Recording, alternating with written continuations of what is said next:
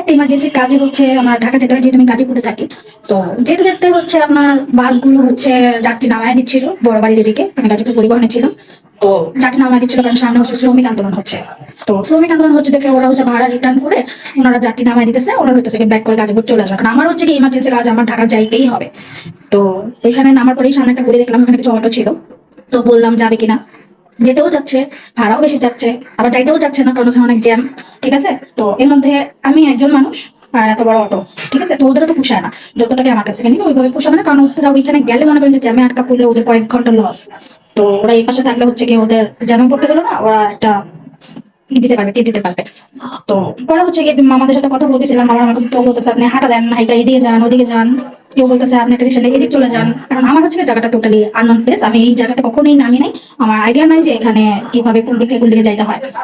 তো তখন হচ্ছে কি একটা গাড়িও আসলো, ওনারাও রাস্তা পাঁচরানা ভিতরের রাস্তা যেহেতু জ্যাম হয়ে আছে, ওনারা মেইন রাস্তায় আসছে, এসে দেখে যে মেইন রাস্তার অবস্থা আরো খারাপ।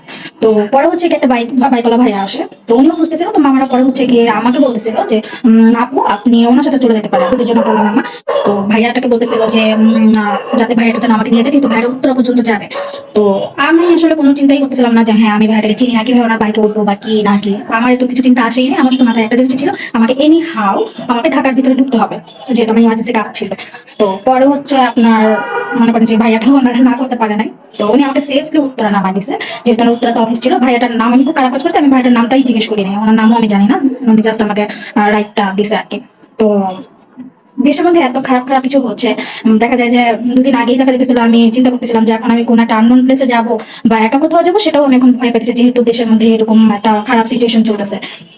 তো পরে যখন হচ্ছে কালকে জিনিসটা ঘটলো, তখন আমার মনে হচ্ছে যে না, সবাই তো আর খারাপ না, এখানে অনেক ভালো ভালো মানুষও আছে যারা কিনা আমরা বিভিন্ন ভাবে বিপদে পড়লে আমাদেরকে হেল্প করে।